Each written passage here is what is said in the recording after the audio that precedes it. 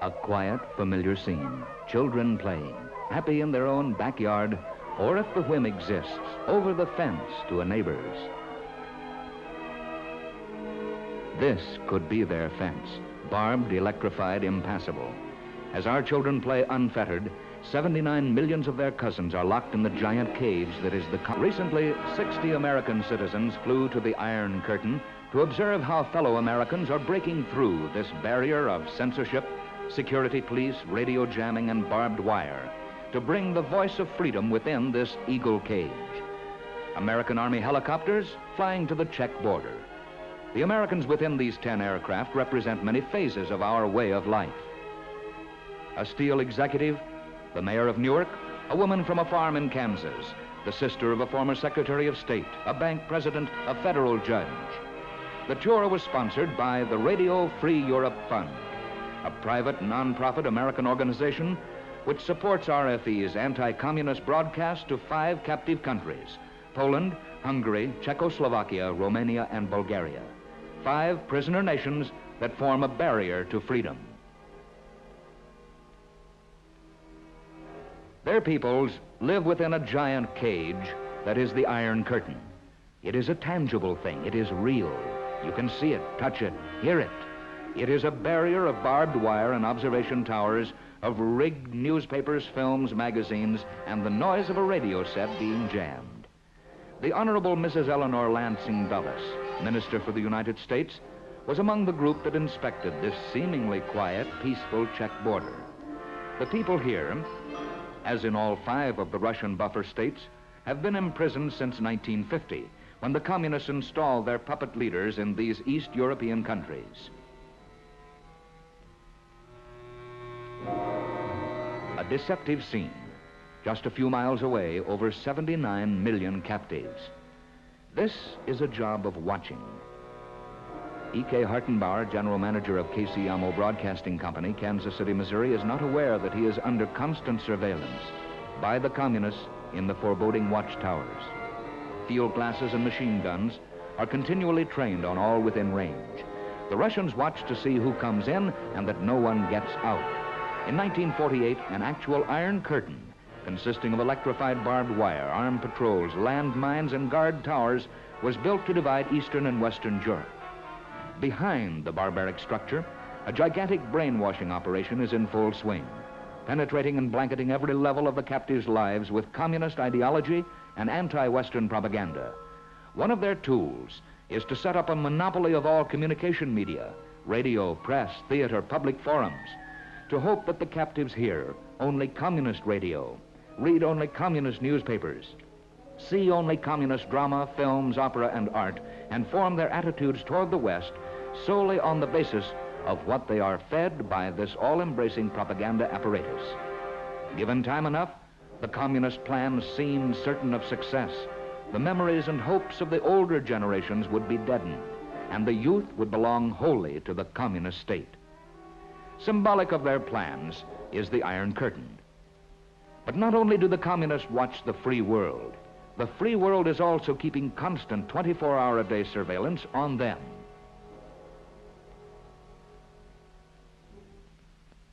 Here at Camp Ritz, Colonel Robert E. Erlenbush of the 11th Armored Cavalry patrols one section of the Eagle Cage.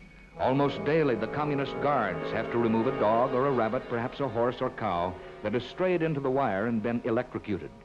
Once there was a thriving Czech village just beyond the fence. The communists tore it down. They couldn't risk having that many people so close to freedom. At this American outpost, a few score troops are continually ready. Troops carrying half-tracks are parked, fueled, armed, and ready to move. Machine gun-bearing jeeps stand in the muddy camp street.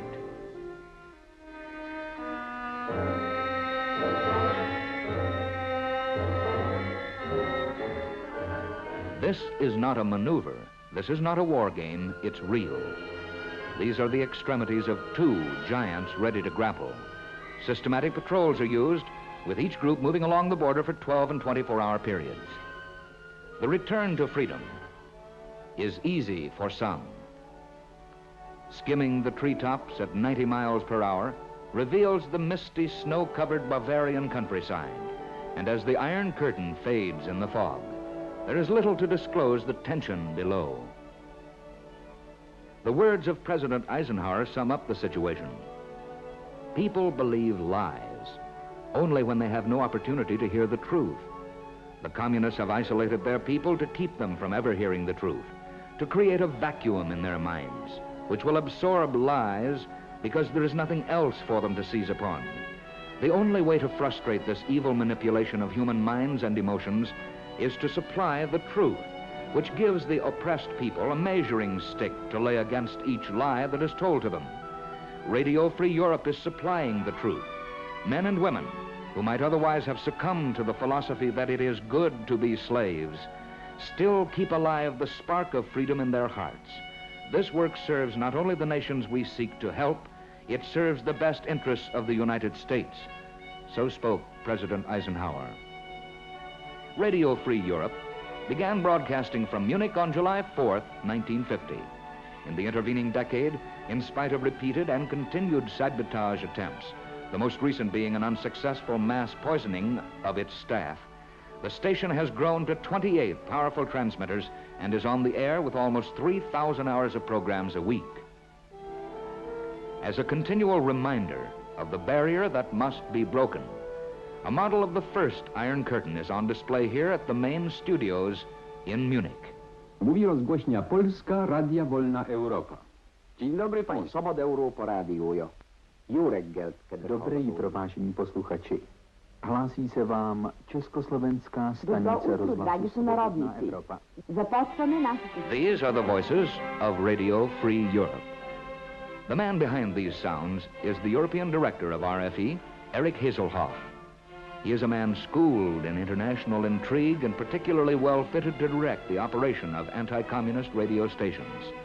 Born in Java of Dutch parents, he received his Doctorate of Laws degree from the University of Leiden in Holland. After spending 14 months in Nazi-occupied Holland, he escaped to England, joining the RAF.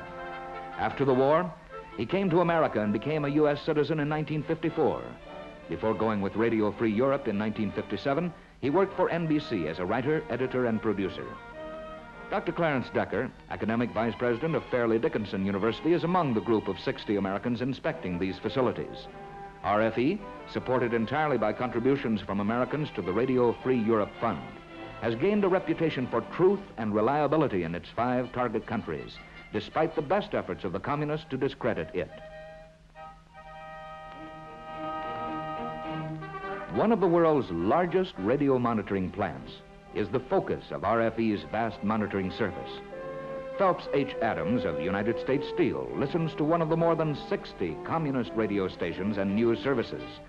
This wide-scale listening in on the communist line, as it is fed to the captive peoples through local home service broadcasts, produces immense advantages for RFE's policy and programming experts. Herbert B. Cahan of Westinghouse Broadcasting hears some of the wealth of programming material that is an equally important product of the monitoring service. Inevitably, there are differences between what the home audience is told and the official propaganda directed to the free world. RFE is quick to point out such discrepancies and the hypocrisy which underlies them. Supplementing the monitoring intake is RFE's constant analysis of over 700 communist newspapers and periodicals. Radio Free Europe is the voice of truth for the people of Eastern Europe.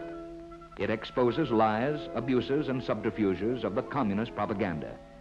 It says for the captive people what they cannot say for themselves.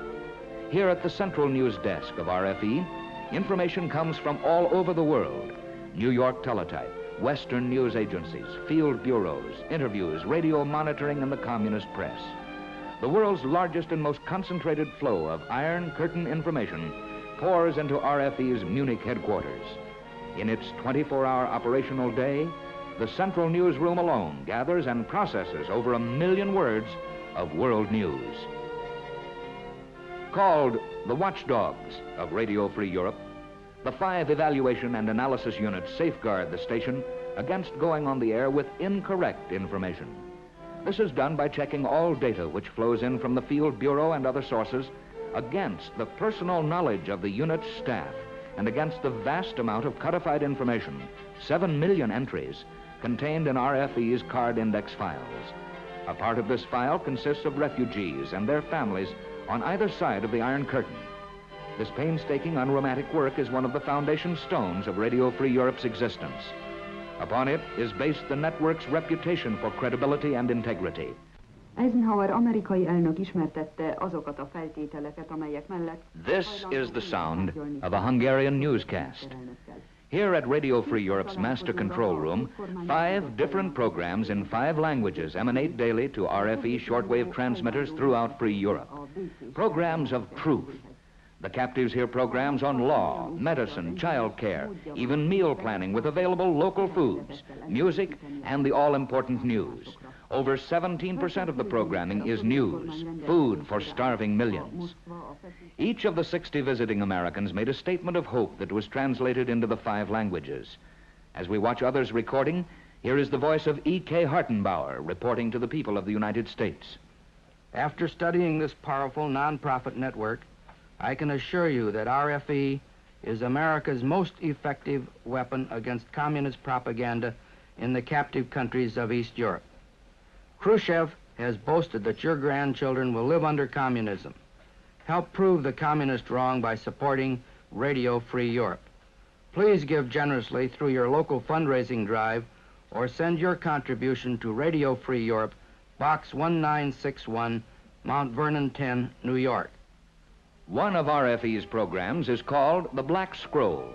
Its purpose is to expose the more flagrant abuses of authority of the communists. It also exposes undercover agents of the secret police. There are many verified instances of agents being reassigned after exposure on this program. There are also many cases of people who have been warned in time that those they thought were friends were in fact working for the regime. What is the effectiveness of the broadcasts?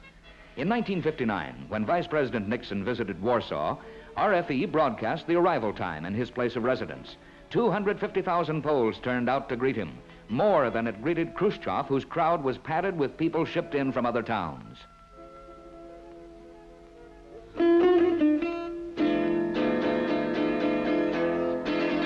"30 miles outside Lisbon, Portugal, is the main shortwave transmitter site of RFE.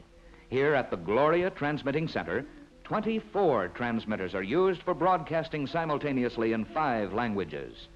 The programs fed to these main transmitters for broadcast to the captive countries originate in Munich, New York, and Holzkirchen, Germany.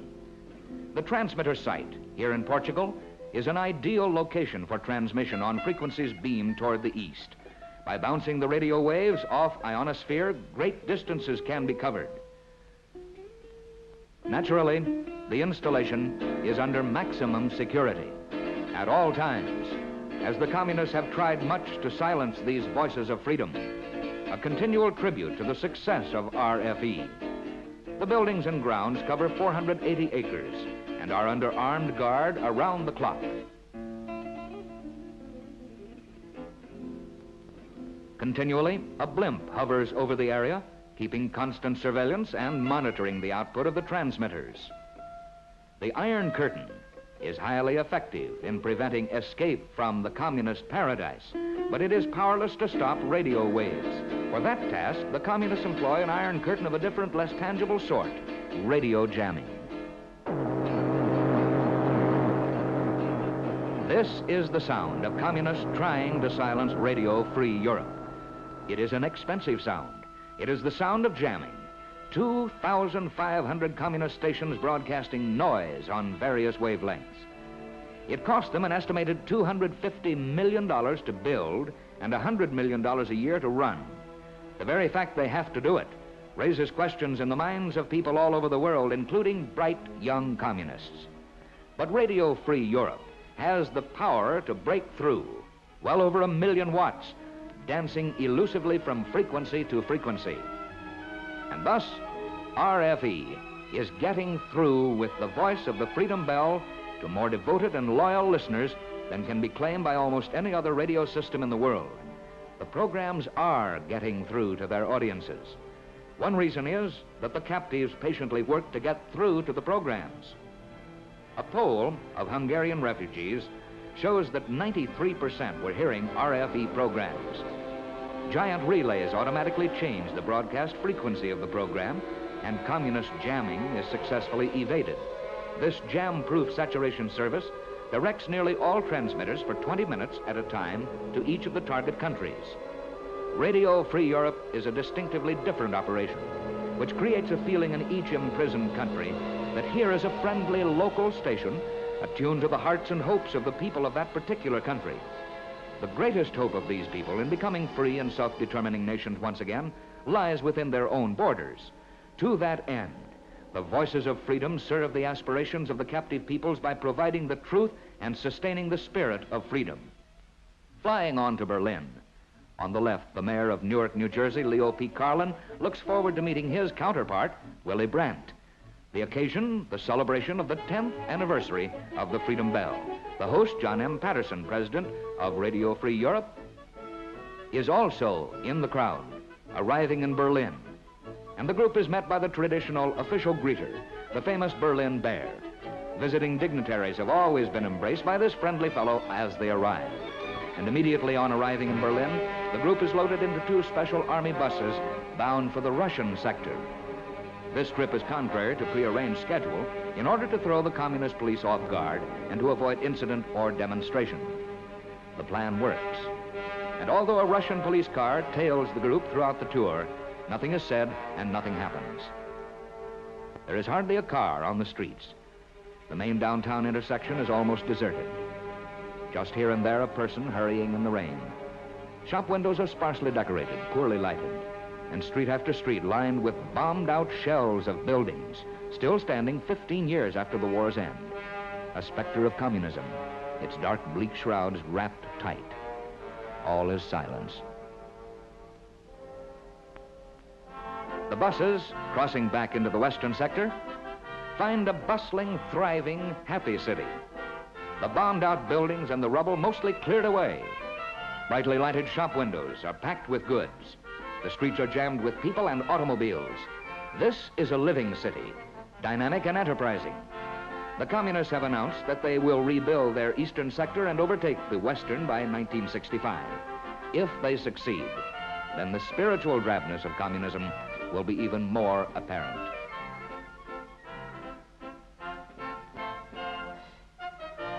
The 18th century Brandenburg Gate, built in the time of Bach, Goethe, and Schiller, is now the dividing line between free West Berlin and communist East Berlin.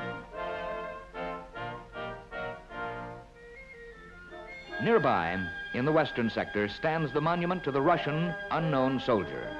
Built by the communists before Berlin was divided, it is now the only existing Russian memorial in free Berlin. The Soviet honor guard has been allowed to remain. Although Berlin is more than 100 miles behind the Iron Curtain, the courageous people of this city, with American aid and encouragement, continue to keep West Berlin free year after year in the face of communist pressures and threats. Berlin has become a beacon of faith to the captive peoples behind the Iron Curtain, and indeed a symbol of the struggle of free men everywhere to preserve their free societies. Since the dark day of the Berlin blockade, when the airlift kept the city alive, there has been a deep bond between the people of Berlin and the United States.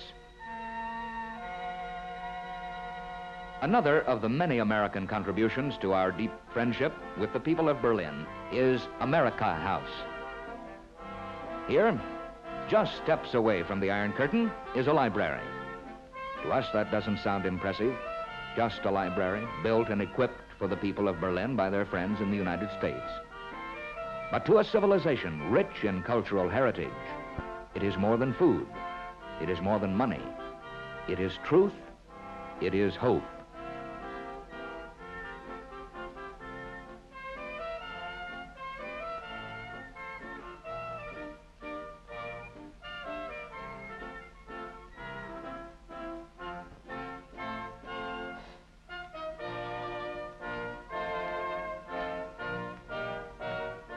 At the library, they may learn of Wolfe, Jefferson, and St. Luke.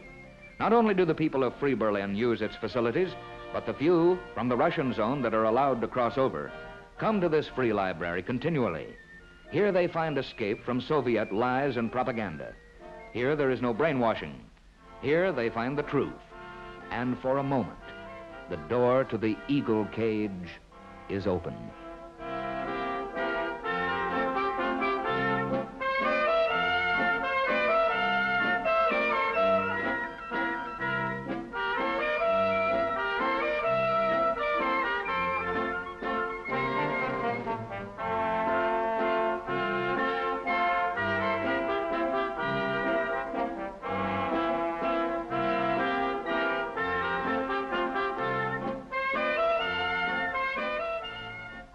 Americans were also instrumental in the construction of Tiergarten Congress Hall. This magnificent new structure symbolizes the restoration, growth, and development that has taken place in free Germany since the end of the war. A member of this group that is inspecting American contributions in Germany, Mrs. Eleanor Lansing Dulles, was one of the benefactors for this cause. When the East German communists assumed control of Berlin's Humboldt University, located in the Soviet sector, faculty and students organized the Free University in West Berlin as their contribution to the forward growth of education in the free world. American citizens aided in building these dormitories for the university.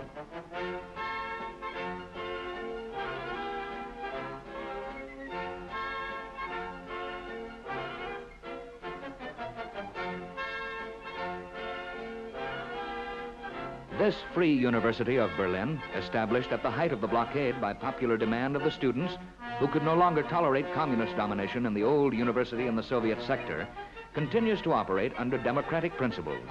This is a Korean youth working on his doctor's degree in education.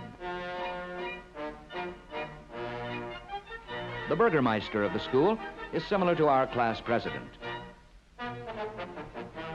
A third of the students come from the Soviet sector to learn of liberty and of freedom's ways. And beyond, again, always near, the Russian zone. This time blocking off the historic Potsdam Road. This was once one of the major arteries of Berlin. Now, weeds and underbrush. In the distance, a Soviet sentry, guarding, watching, waiting. As the Americans continued their tour, the East German communist-controlled news agency said, 60 American espionage agents are presently traveling in Germany in order to promote provocations against socialist countries. There will also be negotiations with leading members of the espionage broadcasting station Radio Free Europe.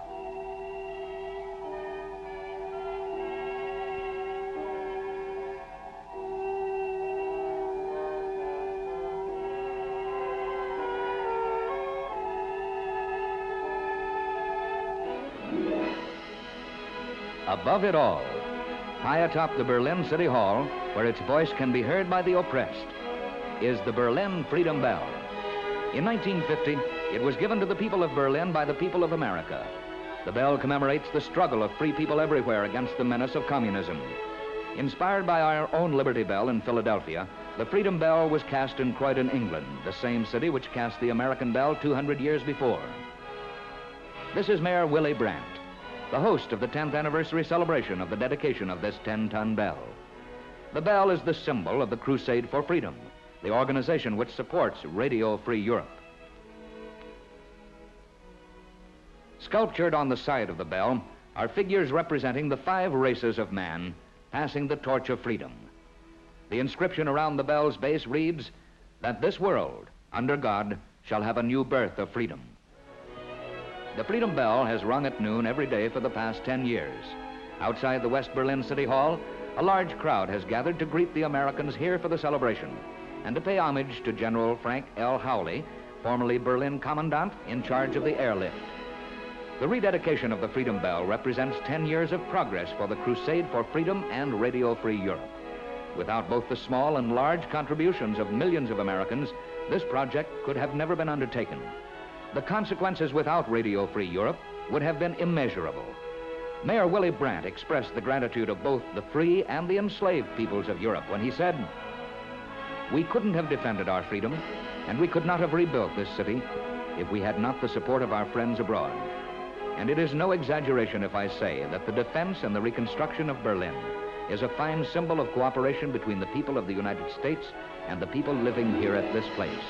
I just want to thank you once more for coming to Berlin, for all the assistance the government and the people of the United States have given to my city, and I want to add another word of gratitude. We appreciate very much that the members of the Crusade for Freedom and Radio Free Europe are doing a wonderful job for not only the defense of freedom in Europe and other parts of the world, but also in order to regain freedom where it has been lost. I think this work will get an important chapter when the history of this time one day is put on paper. So spoke Willy Brandt. When the Freedom Bell was dedicated, General Lucius D. Clay had inspiring words that well apply to Radio Free Europe. May its voice lift the hearts of freedom-loving people everywhere. From this day forward as it rings, may it strike a note of warning to all oppressors, a sound of confidence and courage to those called upon to defend their freedom, a message of hope and sympathy to those who are enslaved.